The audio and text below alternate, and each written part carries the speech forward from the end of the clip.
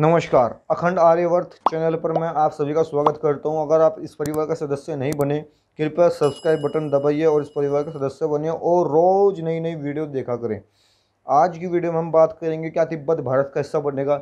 देखिए, तिब्बत एक ऊंचे पर्वतों पर एक बहुत बड़ा इलाका है जो अक्साई चीन से भूटान के ऊपर तक फैला हुआ है और भारत की सीमा से अरुणाचल प्रदेश तक का लगा हुआ है। आप जैसे मैप में देख सकते हैं। क्या भारत इसको लेगा?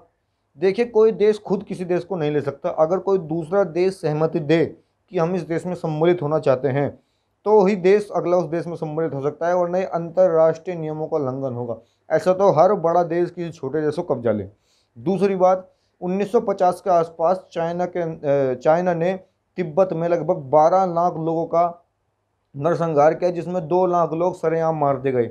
उसके बाद दलाई लामा जैसे छुप छुप कर भारत आए। आज वे धर्मशाला में रहते हैं और उनका भी चाइना को लेते हुए बड़ा गंदा रुख है। और अगर भारतीय सेना तिब्बत लेना चाहती है तो वो तो ले सकती है, क्योंकि तो भोले के चल्ले हैं। जब चाहेंगे कैलाश पर्वत पर जाएंगे और मौत का तांडव कर देंगे। लेकिन कैलाश पर्वत श्रृंखला से लेकर अक्साई चीन तक का मिला हुआ है तिब्बत क्या भारत में सम्मिलित होना चाहता है? देखिए, तो तिब्बत के लोगों की इच्छा शक्ति है, वो कहाँ से सम्मिलित होना चाहते हैं। अगर वो फ्री स्टेट होना चाहते हैं तो शायद ही भारत उसके लिए जंग लड़े, क्योंकि कोई देश की आर्मी किसी देश के लिए फ्री में जंग नहीं लड़ सकती। और तिब्बत कोई ऐसा देश है नहीं कि वो हम उसके लिए जंग लड़े, वो हमें पैसा देगा। देखिए, इतना बड़ा खर्चा इस समय गवर्नमेंट नहीं उठा सकती। नोटबंदी के बाद, फिर जीएसटी के बाद, फिर कोरोना काल के बाद भारत की इकोनॉमी लगातार गिरती जा रही है और एकमात्र चाइना है जिसकी इकोनॉमी उभर रही थी। तो फिर भारत तिब्बत को क्यों ले, या कोई प्रॉफिट है उसको लेने में या कोई घाटा है उसको लेने में? देखिए, ये तो सिर्फ सरकार पर डिपेंड करता है कि प्रॉफिट है घाटा है। लेकिन मैं इतना ही कहना चाहता हूँ कि भारतीय आर्मी तिब्बत लेने में तभी खुशी जताएगी, या भारत के लोग तभी तिब्बत लेने में या तिब्बत को आज़ाद कराने खुशी जताएंगे, जब वो भारत के अंदर सम्मिलित होना चाहे।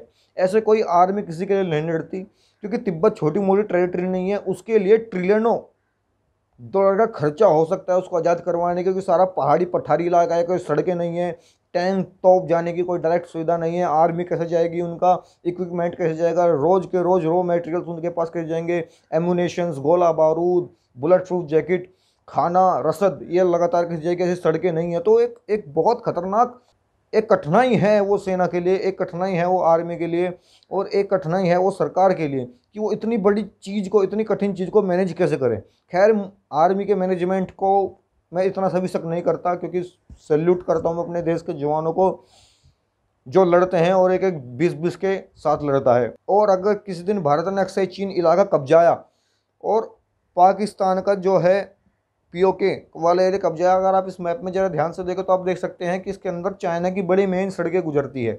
अगर ये सड़कें भारतीय कब्जे में आ गई तो हो सकता है चाइना बहुत बड़े पैमाने पर जंग छेड़ दे। अगर जंग छेड़ी गई और पूरे तौर पर निर्णय चीनी सेना हारती दिखाई दी, हो सकता है तिब्बतन लोग ये आवाज़ उठाए कि हम भारत में सम्मिलित हो सकते हैं। और जब बड़े पैमाने पर जंग छिड़ेगी तो हो सकता है भारत निर्णय ले कि तिब्बत भारत में शामिल होना चाहता है या नहीं। अगर वो होना चाहता है तो भारत तिब्बत को जरूर आज़ाद कराएगा और दोबारा से तिब्बत भारत का एक हिस्सा बनेगा, क्योंकि तिब्बतन लोग जानते हैं अगर वो भारत का हिस्सा ना बने, ना तो उनके पास कोई आर्मी है चाइना के खिलाफ लड़ने के लिए, ना उसकी कोई इकोनॉमी है, ना उसका कोई देश है, ना उसके पास कोई इंफ्रास्ट्रक्चर है कि वो अपने देश को अचानक से घोषित कर दे, अचानक से ऊपर उभर जाए, ना उसके पास कोई साइंस है, ना कोई टेक्नोलॉजी है, उसके पास कुछ नहीं है। तो उसको भारत में सम्मिलित होने में ही फायदा होगा। और अगर यदि वो भारत में सम्मिलित होता है तो निश्चित रूप से इंडियन आर्मी भी लड़ने के लिए इच्छुक होगी और पूरे के पूरे देश के नौजवान भी इंडियन आर्मी का साथ देंगे, तिब्बत भारत के अंदर शामिल हो। आज की इस वीडियो में मैं यही कहना चाहूँगा कि तिब्बत जो है अगर भारत में सम्मिलित होना चाहेगा तो ही भारत तिब्बत को आज़ाद कराने की इच्छा शक्ति जता सकता है, वरना कोई देश की सेना किसी के लिए फ्री में नहीं लड़ती, क्योंकि इसके लिए बहुत बड़ा खर्चा आता है और हजारों जवान शहीद होंगे। किस लिए? क्योंकि एक देश को आज़ाद करवाना है। लेकिन एक ऐसा देश जो भारत में सम्मिलित नहीं हो सकता और जिसके शहीद, जो हमारे देश के जवान शहीद हुए, उसका कोई फ़ायदा भी नहीं हुआ। तो सब देश अपने फ़ायदे के लिए सोचता है। अगर वो भारत में सम्मिलित होना चाहता है तो फिर तो तिब्बत जरूर आज़ाद होगा। बड़े बड़े जो थिंक टैंकर है वो यही कहते हैं कि तिब्बत में भारत में मिलने की बहुत बड़ी इच्छा शक्ति है, वो अच्छी मांग है, और हो सकता है आने वाले टाइम में तिब्बत भारत में शामिल हो। आज की इस वीडियो में ही इतना ही, और इस वीडियो को अच्छी लगे तो आप शेयर सब्सक्राइब जरूर कीजिए और वीडियो को लाइक कीजिए। बहुत बहुत धन्यवाद। जय श्री राम।